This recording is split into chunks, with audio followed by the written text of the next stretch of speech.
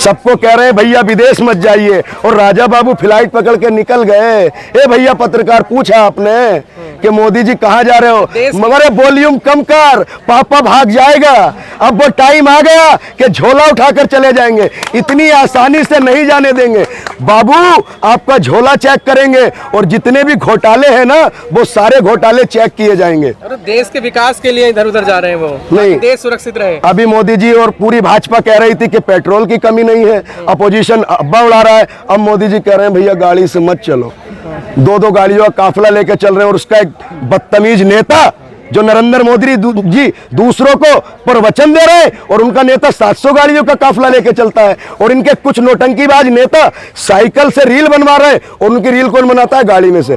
तो ये फर्जी लोग हैं जो देश को बांटने का काम कर रहे हैं। वो एक शायर कहता है कि पूरी उम्र गुजर जाती है घर बनाने में, और जालिमों तुम्हें शर्म नहीं आती किसी का घर गिराने में। तो देखिए, मैं आपके चैनल के माध्यम से एक बात कहूंगा, ये देश ना किसी बाबा के बुलडोजर से चलेगा, ये देश ना किसी मौलाना के प्रवचन से चलेगा, ये देश ना किसी नेता की तानाशाही से चलेगा, ये देश ना किसी पाटा की तानाशाही से चलेगा। ये देश एक ही बाबा है जिनका नाम है बाबा साहब भीमराव अंबेडकर, उनके बनाए हुए संविधान से चलेगा, संविधान से चलेगा। पश्चिम बंगाल में जिस तरह से नवाज को लेकर हंगामा खड़ा हो रहा है, प्रशासन और मुस्लिम समुदाय के लोग आमने सामने नजर आए हैं, कैसे देखते हैं? नहीं देखिए, भाजपा का एक एजेंडा है हिंदू मुसलमान करना। पत्रकार महोदय, आप पत्रकारिता कर रहे हैं, आपको फायदा है इसलिए कर रहे हैं। तो भारतीय जनता पार्टी का 1980 से एक ही इतिहास है कि फूट डालो राज करो। उनके पास जितने भी उनके जो वादे किए थे, 2 करोड़ नौकरियां प्रतिवर्ष, 11 साल हो गए, 12 साल, 22 करोड़ नौकरियां कौन देगा? देखिए, मोदी जी और भारतीय जनता पार्टी झूठी पार्टी है। अगर इस देश का कोई सबसे झूठा प्रधानमंत्री है तो वो नरेंद्र मोदी हुए हैं। अगर कोई सबसे ज्यादा वादा खिलाफी करने वाले प्रधानमंत्री हुए हैं तो वो नरेंद्र मोदी जी हुए हैं। जनता को झूठे झूठे प्रवचन देने वाले अगर इस देश में आजादी के बाद से कोई प्रधानमंत्री हुए तो वो नरेंद्र मोदी जी हुए हैं। तो भाजपा का एक ही सपना, राम राम जपना और पूरा माल अपना।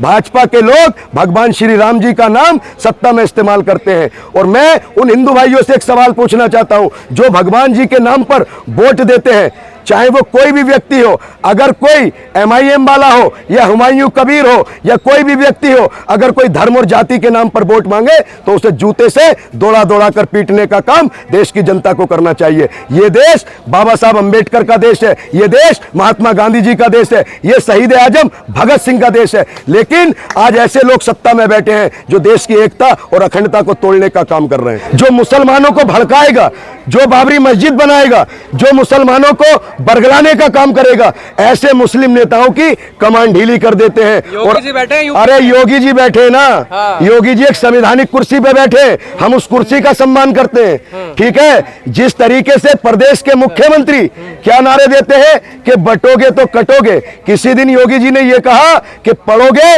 तो आगे बढ़ोगे, देश को तरक्की पर लेके जाएंगे, देश के लिए डेवलपमेंट करेंगे। लेकिन भारतीय जनता पार्टी के जितने भी उच्च स्तर के नेता हैं सिर्फ और सिर्फ जहर उगलने का काम करते हैं और दो समुदाय को बांटने का काम करते हैं। अरे IPS से जूते साफ कराना एक भाषा है? नहीं, अगर आजम खान ने बयान दिया था, ठीक है, उनको 2 साल की कल कोर्ट ने सजा सुना दी। लेकिन मेरा सवाल देश की दलाल और गोदी मीडिया से है।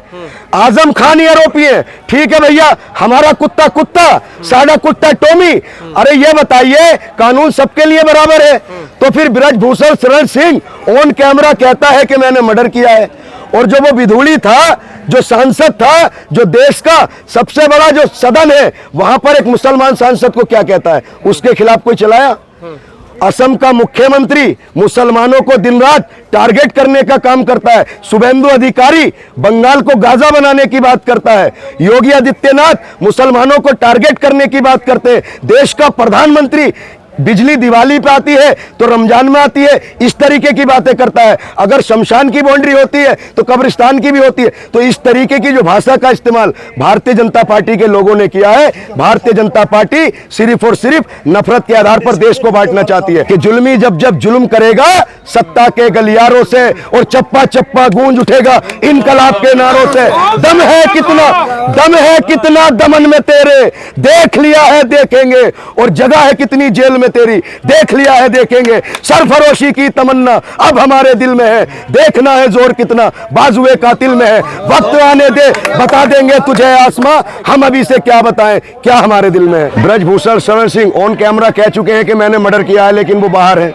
और कल ही आजम खान को एक हेट स्पीच मामले में जो उन्होंने कहा था, उनका बयान ठीक है गलत था, लेकिन उनको सजा हो गई। लेकिन देश के संसद के अंदर एक भारतीय जनता पार्टी का जो एमपी है, जो बिधूड़ी था, उसने एक मुसलमान सांसद को क्या कहा था, आतंकवादी, कटुए, मुल्ले, किस तरीके की भाषा इस्तेमाल की थी। तो इस देश में ऐसा लगता है इन मोदी जी के अच्छे दिनों में दो कानून हैं। एक कानून भारतीय जनता पार्टी से और भारतीय जनता पार्टी से जुड़े हुए लोगों के साथ, और एक जो विपक्ष के लोग हैं। ये बताइए आजम खान को किस बात की सजा मिल रही है? जिस व्यक्ति को भारत रत्न मिलना चाहिए था, उस व्यक्ति को मुसलमान होने के नाते सलाखों के पीछे पूरे परिवार के साथ जेल में डाल दिया। ये इतिहास में लिखा जाएगा कि जिस व्यक्ति ने एक शिक्षा का मंदिर बनाया हो, जिसने बच्चों के हाथ में कलम देने का काम किया हो, उस व्यक्ति को भारतीय जनता पार्टी की सरकार में जेल में डाल दिया गया। देखिए आजम खान की तरफ से मैं 4 लाइनें कहूंगा कि तेरी तानाशाही, तेरी ईडी, तेरी सीबीआई के आगे मैं झुक जाऊं ये मुमकिन नहीं।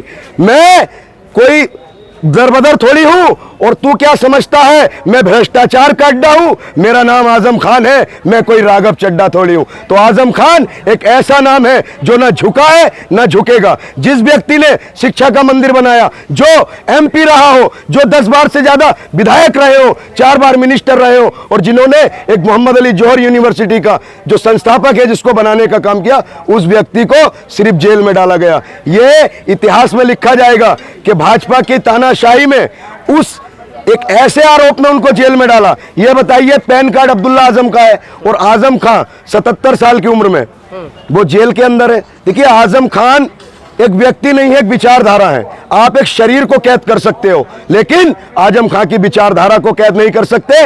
दायरे में सिमट के आएगा, हर रवायत से हट के आएगा। आंधियों को जरा खबर कर दो, शेर वापस पलट कर आएगा। नेता ही उनके लिए नहीं बोलते हैं। देखिए आज ये समाजवादी पार्टी के लोग हैं। देखिए अखिलेश यादव उनके घर भी गए हैं, उनके कई बार मुलाकात की है। परसों भी आजम खान साहब की पत्नी और बेटों से मुलाकात की है। तो कहीं ना कहीं अखिलेश यादव भी बार बार ये कह चुके हैं कि आदरणीय आजम खान साहब के साथ भारतीय जनता पार्टी दोहरा व्यवहार कर रही है। इस व्यवहार को बर्दाश्त नहीं किया जाएगा। देखिए हम ये मांग करते हैं, हम हाई कोर्ट से ये मांग करते हैं कि आजम खान के जो मुकदमे हैं उन पर सुनवाई की जाए और उनकी जांच की जाए। अगर आजम खान आरोपी पाए जाते हैं तो उनको जेल में डालना चाहिए। जिस तरीके से आजम खान के खिलाफ षड्यंत्र रचे जा रहे हैं ये बहुत गलत है। सर एक बात मैं कहूंगा आजम खान की तरफ से कि सब याद रखा जाएगा, सब याद रखा जाएगा, सब कुछ याद रखा जाएगा। तुम रात लिखोगे हम चांद लिखेंगे, तुम FIR लिखोगे हमें तैयार लिखेंगे, तुम हमें जेल में डालोगे हम दीवार फांद लिखेंगे, तुम हमें कत्ल करोगे हम बन के भूत लिखेंगे और तुम्हारे कत्ल के सारे सबूत लिखेंगे। तुम अदालतों में बैठकर चुटकुल्ले लिखो, हम सड़कों दीवारों पर इंसाफ लिखेंगे। अंधे भी पढ़ ले इतना साफ लिखेंगे, बहरे भी सुन ले इतनी जोर से बोलेंगे। तुम काला कमल लिखोगे हम लाल गुलाब लिखेंगे।